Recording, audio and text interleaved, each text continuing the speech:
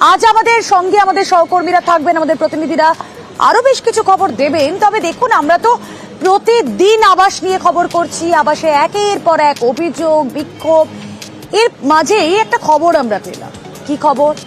দিদিকে বলো, সেখানে ফোন করে দিদিকে বলো যে কর্মসূচি রয়েছে, সেই কর্মসূচি, সেই দিদিকে বলো নম্বরে ফোন করে ঘর পাওয়া গেল। হ্যাঁ, এটা তো আবাস রিলেটেড। কিভাবে আসলে ঘর কে পাননি বলুন তো? পাননি এক বিজেপি নেতা, আর তিনি তার সমস্যা সমাধানের রাস্তা হিসেবে ডায়াল করলেন দিদিকে বলো নাম্বার। ব্যাস, তখনই সমাধান সূত্র বেরিয়ে এলো।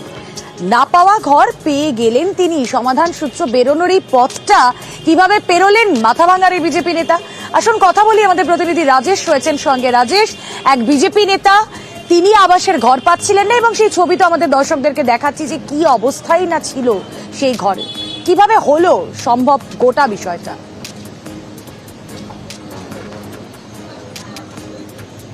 দেখো, মাথাভাঙা এক ব্লকের পচাগড় গ্রাম পঞ্চায়েতের মানাবাড়ি ভেরভেরি এলাকায় বাড়ি ওই বিজেপি নেতার।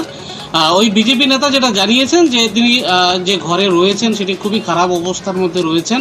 তবে আবাস তালিকায় তার নাম না থাকায় তিনি কিন্তু চিন্তিত হয়ে পড়েন এবং পরবর্তীতে মুখ্যমন্ত্রীর দিদিকে বলো যে নম্বর রয়েছে সেখানে তিনি ফোন করেন এবং পরবর্তীতে আবাস তালিকায় তার নাম আসে এবং তার বাড়িতে সমীক্ষাও চলছে, যার ফলে কিন্তু তিনি খুশি হয়েছেন এবং মুখ্যমন্ত্রীকে ধন্যবাদও দিয়েছেন। তিনি যেটা জানিয়েছেন যে তার আর্থিক পরিস্থিতি ভালো নয়, অনেকেরই আবাস তালিকায় নাম আছে কিন্তু তার নাম না থাকায় কিন্তু তিনি দিদিকে বলো নম্বরে ফোন করে আবাস তালিকায় তার নাম উঠায় তিনি বেজায় খুশি। অপরদিকে তৃণমূল নেতৃত্ব যেটা জানিয়েছেন যে মুখ্যমন্ত্রী মানবিক, কারণ দল মত নির্বিশেষে সাধারণ মানুষ সেই মুখ্যমন্ত্রী দেওয়া সরকারি প্রকল্পের সুবিধা পেয়ে থাকে। এই বিজেপি নেতারও আর্থিক পরিস্থিতি ভালো নয়, তিনি এই ঘরের যোগ্য, তাই দিদিকে বড় নম্বরে ফোন করে তিনি ঘর পেয়েছেন, তাতে তারাও খুশি। তবে বিজেপি নেতৃত্বের যেটা দাবি যে বিজেপি নেতা হওয়ার কারণেই হয়তো দীর্ঘদিন আবাস তালিকা থেকে তিনি বঞ্চিত হয়েছেন। এবার আবাস তালিকায় ঘরের নাম না থাকায় দিদিকে বলতে ফোন করে তার নাম এসছে এবং যে সরকারি প্রকল্পের সুবিধা সেটা প্রত্যেকেই যেন পেতে পারে, যাদের আর্থিক পরিস্থিতি সেমন নয়, ভালো নয়, তারা এই ঘরের যোগ্য, তাই তিনি পেয়েছেন।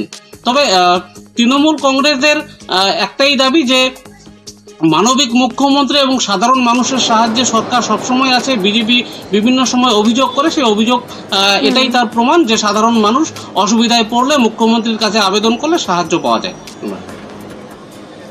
বেশ, আমাদেরও নজর থাক। দিদিকে বলো, এই কলে আমি ফোন করছিলাম, তাই আমার নামটা আবাসন যোজনায় ঘর নাম শুনতে পেলাম যে হ্যাঁ, সার্ভে এর আগে অঞ্চল থেকে করছে, মিস কল হয়েছিল। তারপর মিস কল হওয়ার পরে তারপর দিদিকে বলো ওই হেড অফিস থেকে বা কলকাতা থেকে একটা ফোন আসছিল যে আপনি মিস কল দিলেন, কি ব্যাপার? তারপর বললাম যে আমার ঘর নেই, আমাকে একটা ঘর দিলে ভালো হবে। আমি দায়ী থেকে একটা সাধারণ কর্মী হিসাবে আছি। কি পার্টিতে? ভারতীয় জনতা পার্টি। কি দায়িত্বে আছে? ওই মন্ডল সভাপতি। তো উনি বিজেপি করে আমরা জানি, আর আমাদের মানবিক মুখ্যমন্ত্রী, উনি দল দেখে কোনো কিছু প্রকল্প কোনো কিছু বাদ রাখে না, দল দেখে না আমাদের দিদি। তো উনি মুখ্যমন্ত্রী পোর্টালে ফোন করে যে ঘরটা পেয়েছে তাতে আমরা খুশি। উনি পাক, ওনার দরকার আছে ঘরটার, উনি পেয়েছে, আমরা খুশি। এতে গেল একটা আবাস রিলেটেড খবর। আরো একটা খবর আপনাদেরকে দেখাই, যেখানে এক তৃণমূল নেতা, তার গাড়ি বাড়ি সব রয়েছে, তবুও তার আবাসের ঘরটা চাই।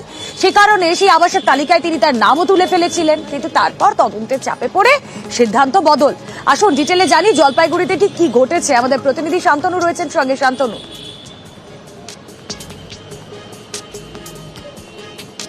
বা আবাস তালিকায় যাতে যারা প্রকৃত উপভোক্তা তারাই যাতে ঘর পান, তার জন্য কিন্তু স্বচ্ছক্রান্তে সুপার চেকিং এর পর একটি খসড়া তালিকা গত সপ্তাহে প্রকাশিত হয়েছিল এবং সেই তালিকা দেখেই কিন্তু একটি অভিযোগ জমা পড়ে জলপাইগুড়ি সদর বিডিওর কাছে, যেখানে বলা হয় যে পাহাড়পুর গ্রাম পঞ্চায়েতের বালাপাড়া এলাকায় খোদ পঞ্চায়েত সদস্য সহ 14টি এমন নাম রয়েছে যারা কিন্তু উপযুক্ত নন, তাদের পাকা বাড়ি গাড়ি সবই রয়েছে, তারপরে তাদের আবাস তালিকায় নাম এসেছে। সেই অভিযোগ খতিয়ে দেখতেই কিন্তু গিয়েছিলেন বিডিও, এবং তিনি নিজে গিয়ে দেখতে পান যে পঞ্চায়েত সদস্য শুধু নয়, পঞ্চায়েত সদস্যর যারা আত্মীয় স্বজন রয়েছেন তাদেরও পাকা বাড়ি রয়েছে, গাড়ি রয়েছে, তাদেরও কিন্তু নাম রয়েছে আবাস তালিকায়। তৎক্ষণাৎ তিনি এই বিষয়টি প্রশাসনকে জানান এবং পঞ্চায়েত সদস্যর সঙ্গে যোগাযোগ করেন তিনি, এবং সেই সময় কিন্তু পঞ্চায়েত সদস্য তার বলা যেতে পারে একেবারে ভুল বদল করে যেটা বলেছিলেন তিনি, তার বক্তব্য হচ্ছে গিয়ে তিনি জানতেনই না যে এরকম তালিকায় তার নাম রয়েছে, তিনি আবাস পাওয়ার যোগ্য। তার বক্তব্য 18 সালের তালিকায় কিন্তু তার নাম ছিল, কিন্তু নতুন যে তালিকা, খসড়া তালিকা প্রকাশ হয়েছে তাতে তার নাম থাকার কথা ছিল না, তিনি জানতেনই না। অর্থাৎ এই ঘটনা সামনে আসার পর, অর্থাৎ তার বাড়িতে ভিডিও যাওয়ার পর তার এখন অবস্থান, তিনি এই ঘর নিতে রাজি নন। তার মানে শান্তনু 18 সালে তার পরিস্থিতি এমন ছিল যেখানে তিনি আবাসের ঘর বাড়ি পেতে পারেন, কিন্তু এই 2018 থেকে 2024 এমন কি হয়ে গেল যে তার গাড়ি বাড়ি সমস্ত কিছু, তার আর আবাসের ঘর দরকার নেই। গোটা বিষয়টা ভীষণ ফিশি।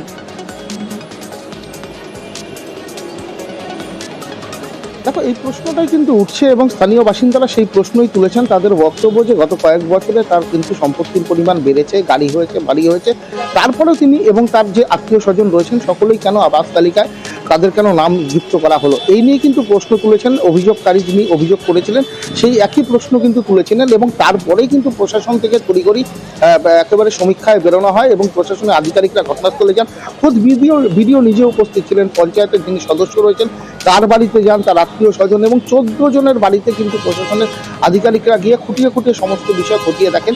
কারণ আবাস পাওয়ার ক্ষেত্রে যে ক্রাইটেরিয়ার কথা বলা হচ্ছে, যারা উপযুক্ত এবং অনুপযুক্ত দুটো ভাগ রয়েছে, সেই সকল বিষয়গুলো কার কার রয়েছে এবং কারা না পাওয়ার উপযুক্ত সেই বিষয়টি খতিয়ে দেখা হয়। কিন্তু সেখান থেকে কিন্তু খোদ প্রশাসনের আধিকারিকরা বিস্ময় প্রকাশ করেন যে যারা পাওয়ার উপযুক্ত নয় তাদের নাম চলে এসছে পাড়াপাড়ি এলাকায়, পাহাড়পুর গ্রাম পঞ্চায়েতের, যাদের পাওয়ার তারা উপযুক্তই নন সেই প্রশ্ন কিন্তু উঠেছে এবং গোটা বিষয়টি কিন্তু প্রশাসন খতিয়ে দেখছে। এবং পঞ্চায়েত সদস্য তার অবস্থান পরিবর্তন করেছেন এবং তিনি বলেছেন তিনি ঘর নিতে চান না, গরিব মানুষ ঘর পাক, তিনি সেটাই চান। এবং তার সেই বক্তব্য কিন্তু ইতিমধ্যেই তিনি প্রশাসনের আধিকারিককে জানিয়ে দিয়েছেন এবং বিষয়টি সেইভাবেই প্রশাসন বিবেচনা করছে। আমাদের নজর থাক। অ্যাকচুয়ালি দেখুন, এটা তো 2018 সালের একটা সার্ভে, এটা ঘরের একটা তালিকার নাম এসেছিল। তখন আমার পরিস্থিতি খুব খারাপই ছিল। তো আজকে যখন ভিডিও সাহেব আমার বাড়িতে যায় তখন আমি জানতে পারলাম যে আমার নামও ঘরের তালিকার নামে এসেছে। তৃণমূল দল কারো নাম যদি কেটে যায় তাহলে সে বলতে পারছে যে আমার নাম কেন কাটলো, আবার কারো নাম যদি থেকে যায় তাহলে অন্য কেউ যদি কমপ্লেন করে সেক্ষেত্রেও আমরা দেখতে পারি। তো সেই বিষয়ে আজকে একটু ঘোরাফেরা করলাম আর কি। 14টা বাড়ি দেখলাম আমরা তো ফিল্ডে দেখলাম, এবার তারপরে সরকারি যে নিয়মকানুন আছে সেসব মেনেই কাজ হবে। বিডিও সাহেব গিয়ে যখন নিজে দেখলেন, দেখে নিয়ে বলছেন ব্যবস্থা নিব। প্রত্যেক যদি পঞ্চায়েতে যাওয়া যায়, আমরা যা অভিযোগ করেছি পার্টিকুলার নাম দিয়ে সেই অভিযোগের সত্যতা প্রকাশ পাবে যে কি হারে দুর্নীতি হয়েছে। প্রত্যেকের বাড়ি যারা অবৈধভাবে পেয়েছেন তাদের এই নামের তালিকা থেকে বাদ দেওয়া উচিত। প্রশাসনিক কর্তা যারা আছেন, বিডিও থেকে শুরু করে এসডি এবং ডিএম অবধি, এই আবাস যোজনার প্রতিটা নাম তারা স্ক্রুটিনি করছেন। এটা আছে সারা পশ্চিমবঙ্গে বিভিন্ন জায়গায়, বিভিন্ন পঞ্চায়েতে এই ধরনের বিষয় আছে। সে পঞ্চায়েত সদস্য বলে সে পাবে না তা না, তা সে যে ক্রাইটেরিয়ার মধ্যে পড়ে নিশ্চয়ই সে পাবে। যদি ক্রাইটেরিয়ার মধ্যে না পড়ে তাহলে তার নাম কেটে দেওয়া উচিত। যদি ভাবেন যে এই সমস্ত এই যে পাকা বাড়ি থাকা সত্ত্বেও, গাড়ি থাকা সত্ত্বেও আবাসের তালিকায় নাম তোলা, এই ঘটনা জলপাইগুড়ির মধ্যেই সীমাবদ্ধ, তাহলে ভুল করবেন। কারণ বাঁকুড়াতে পঞ্চায়েত সমিতির কর্মাধ্যক্ষ তিনিও একই ঘটনা ঘটিয়ে বসে আছেন। তারও রয়েছে পাকা বাড়ি, অথচ তার নাম রয়েছে আবাসের তালিকায়। কেন?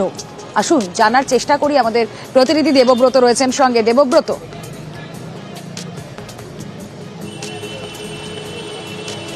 দেখো, প্রিয়ব্রত প্রতিনিধি রয়েছেন আমাদের সঙ্গে। প্রিয়ব্রত, সুকুমার চট্টোপাধ্যায়ের সঙ্গে 2018 সালে যখন তিনি ঘর পেয়েছিলেন তখন তিনি কাঁচা বাড়িতে থাকতেন এবং সেই জন্যই আবেদন করেছিলেন আবাস যোজনার ঘরের, এবং পরবর্তীকালে তার ঘর অ্যালটমেন্ট হয়। কিন্তু 2024 সালে যখন সার্ভে করতে আসে তখন দেখেন যে তার পরিবর্তে কিন্তু তারও ঘর চলে এসছে এই 2024-এ যে আবাস যোজনার তালিকা রয়েছে। তখনই তিনি মনস্থির করেন যে আবাস যোজনা সেই ঘর তিনি নেবেন না, কারণ 2018 সালের যে অবস্থা ছিল 2024 সালে সেই অবস্থায় তিনি নেয়। তার পাকা বাড়ি হয়েছে এবং সেই কারণেই এই বাড়ি তিনি অন্যের জন্য চাইছেন, যে গরিব মানুষটার মাথায় ছাদ নেই, যে ঘর নেই, তার জন্য এই ঘর পাইয়ে দেওয়া হোক। এবং সেই কারণে তিনি বিডিও অফিসে আবেদন করেছেন যে তার ঘর প্রয়োজন নেই, এই ঘর অন্য লোককে দিয়ে দেওয়া হোক। যেটা নিয়ে মূলত সমস্যা হয়েছে সেটা হচ্ছে যে 2018 সালেও এই ব্যক্তির কিন্তু পৈতৃক বাড়ি ছিল। তার দাবি যে তিনি পৌরোহিত্য করেন এবং যে জ্যোতিষ চর্চা করেন তার থেকেই যে ইনকাম হয়েছে এবং সেই থেকেই তিনি এই ঘরের জন্য ঘর করেছেন এবং সেই কারণেই আবেদন করছেন ঘর অন্য লোককে পাইয়ে দেওয়ার আবাস যোজনার। সেক্ষেত্রে বিজেপির যেটা দাবি যে এই 5 বছর যে সময় অ্যাপ্লাই করেছিলেন সে সময় প্রয়োজন থাকলেও এখন আর তার প্রয়োজন নেই, সেই কারণে তিনি ফিরিয়ে দিচ্ছেন। কিন্তু হ্যাঁ, নাম তিনি আবাসের তালিকায় তুলেছিলেন। যাই হোক, তার বক্তব্য শুনি একবার। 18 সালের আবাস যোজনার যে সার্ভে হয়েছে তখন মানে আর্থিক অবস্থা খুব শোচনীয় অবস্থায় ছিল। আর এখন বর্তমানে কিছু পয়সাপাতি করে একটা ছোট্ট বাড়ি করেছি। বর্তমানে পশ্চিমবঙ্গ সরকার যে আবাস যোজনার বাড়ি দিচ্ছে তার তালিকায় আমার নাম নথিভুক্ত আছে। কিন্তু আমি মনে করলাম যে আমার থেকে আরো অনেক দুস্থ ব্যক্তি যাদের সত্যিকারের পাওয়ার যোগ্য, সেই হিসাবে আমি তাদের কথা বিবেচনা করে যেন আমার মানে আবাস যোজনার বাড়িটি বাতিল করা হয়। তো আমার বাড়িটার আইডি নাম্বার থেকে অন্য কাউকে দেওয়া হোক, আমি অত্যন্ত খুশি হব এবং আনন্দিত হব। যেখানে তারই গ্রামের একেবারে গরিব মানুষ, তার নাম লিস্টে এলো না আর তার নিজের নাম লিস্টে চলে এলো, তাহলে 4 বছর আগে ওই গরিব মানুষটা তো গরিব মানুষই ছিল, আর 4 বছর পর তিনি এতই বিত্তবান হয়ে গেলেন যে আজকে তিনি সরকারি আবাস যোজনাকে প্রত্যাখ্যান করছেন, কারণ তিনি বাড়ি বানিয়ে নিয়েছেন। কিভাবে তিনি সেই বাড়ি বানালেন, কি এমন কাজ করলেন 4 বছরে? আসলে এই ধরনের দুর্নীতির টাকা, আবাস যোজনার টাকাতেই ওই বাড়ি বানানো হয়েছে। এখন দেখছে জনবিক্ষোভ এমন পর্যায়ে পৌঁছেছে যে এই কাজটি যদি করে তাহলে ওই বাড়িতেই তাকে হয়তো ঘাড় ধাক্কা দিয়ে বার করে সাধারণ মানুষ বাড়ি দখল না নিয়ে নেয়। তাই ওনার যে স্যাক্রিফাইস সেটাকে আমরা নিশ্চয়ই সাধুবাদ জানাচ্ছি। আর বিজেপি যে বারে বারে অনেক রকম অপপ্রচার করে যে তৃণমূলের আবাস যোজনা ঘরগুলা তারা কক্ষিগত করছে, কিন্তু এটা সর্ববার মিথ্যা। তার একটা জ্বলন্ত উদাহরণ এই সুকুমার চ্যাটার্জি। আবাস বিক্ষোভে সিউড়িতে একেবারে হুলস্থুল কাণ্ড। বিডিও অফিসের বাইরে জমায়েত করেন বিজেপি নেতারা। তার কারণ তারা বিডিও অফিসে স্মারকলিপি জমা দিতে যাবেন। তারপর বাইরে উত্তেজনা, গেট ভেঙে গেট খুলে তারা যখন ভেতরে ঢুকলেন, ভেতরে ঢুকে বিডিওর সামনেও প্রবল উত্তেজনা। ছবি আপনাদেরকে দেখাচ্ছি, সঙ্গে জেনে নিই কি হয়েছিল সেই সময়। পরে স্মারকলিপি তারা দিতে পারলেন কিনা, বিজেপি নেতাদেরই বা কি বক্তব্য, আমাদের প্রতিনিধি সুপ্রতিম রয়েছেন সঙ্গে। সুপ্রতিম, দেখো, আজকে কিন্তু আবাস নিয়ে বিজেপির বিক্ষোভ ছিল সিউড়ি 1 নম্বর যে ব্লক অফিস রয়েছে সেখানে, এবং সেখানেই কিন্তু বিশৃঙ্খলা। কারণ যখন তারা বিডিও অফিসে ঢুকতে যায় প্রথমে গেট লাগানো থাকলেও পুলিশ তাদের বাধা দেয়, এবং তারপরে কিন্তু টানা হেঁচড়া করে সেই গেট ভেঙে তারা ভেতরে ঢুকে পড়ে। এবং ঢুকে পড়ার পরে যখন বিডিওর সঙ্গে তারা কথা বলতে যান, প্রথমে তাদের কাছে পুলিশের তরফ থেকে আশ্বাস আছে যে বিডিও তাদের সঙ্গে বাইরে এসেই কথা বলবেন, কারণ যারা আবাস পাওয়ার যোগ্য এরকম একটা লিস্ট নিয়ে কিন্তু বিজেপি নেতারা এসেছিলেন। তারপরে যখন পুলিশের মাধ্যমে বিজেপি নেতারা জানতে পারেন যে ভিডিও আসছে না, তখনই কিন্তু বিশৃঙ্খলা হয় এবং তারা কিন্তু গেট ভেঙে ভিডিও চেম্বারে ঢুকে পড়ে এবং সেখানে কিন্তু চিৎকার চেঁচামেচি করে কথা বলতে থাকেন। এবং তখনই কিন্তু ভিডিও সেই বিজেপি নেতাদের উদ্দেশ্যে বলতে থাকেন যে এরকম ধমকের সুরে কথা বলছেন কেন। এবং তারপরেই কিন্তু আরও সেখানে বিশৃঙ্খলা তৈরি হয়, স্থানীয় মানুষরা সেখানে বিক্ষোভ দেখা থাকে। যদিও তাদের ডেপুটেশন তারা দিতে পেরেছেন, যদিও তারপরে তারা সেখান থেকে বেরিয়েছেন এবং বলেছেন যে তারা তাদের ডেপুটেশন জানিয়েছে। তবে আজকে যে বিশৃঙ্খলা হয়েছিল বা উত্তেজনা চলছিল তা কিন্তু সেই এলাকায় কিন্তু যথেষ্টই একটু উত্তেজনা ছড়িয়েছিল সিউড়ি 1 নম্বর বিডিও অফিসে। ডেপুটেশনের বিষয়টা ছিল আবাস যোজনা যেটা নিয়ে আমাদের চলছে সেটা নিয়ে, তো আমাদের কিছু বক্তব্য ছিল সেগুলো আমরা শুনলাম। আমরা কিছু অ্যাপ্লিকেশন ওই যে টেবিলে দেখতে পাচ্ছেন দিয়েছেন, তো আমাদের যেটা আমাদের নিয়ম আছে নিয়ম অনুযায়ী আমরা যা করা সেগুলো করবো। ওটা ধরুন প্রথম দিকে একটু সমস্যা হয়েছিল, ঠিক আছে। বক্তব্যে আপনি এক জায়গায় বলছেন যে আমাকে আপনারা ধমকাচ্ছেন কেন? দেখুন শুরুতে একটু ওনারা বলছিলেন, একটু আমরা বললাম যে নর্মালি বসুন কথা বলি ভালোভাবে, চেঁচামেচি করলে তো কিছু শোনা যায় না, এটাই বিষয় ছিল। না না, কোনো বাক বিতণ্ডা হয়নি। আমরা স্মারকলিপি দিতে এসেছি, স্মারকলিপির সঙ্গে আমাদের 1,500 মানুষের আবেগ সঙ্গে যুক্ত ছিল। আমরা তো ব্যক্তিগতভাবে কেউ না, যাদের পাকা ছাদ নেই মাথায়, কাঁচা বাড়িতে তারা বাস করছে, এবং তাদের দাবি জানিয়ে আমরা বললাম যে এদের যে আপনাদের সরকারি তথ্যে সরকারি নথিতে এদের নাম ছিল না, এই বাড়িগুলো কে দেবে? ভিডিও বলছেন, জানালেন তিনি যে তিনি এ নিয়ে আলোচনা করছেন, আলোচনা করুন। আমরা বলেছি যে মানুষ বসে আসে, আপনাকে এদের সামনে এসে বলে যেতে হবে। উনি বলেছেন যে ঠিক আছে আমি যাব, আমি গিয়ে কি করা যায় আমি পরামর্শ করে আমি জানাবো।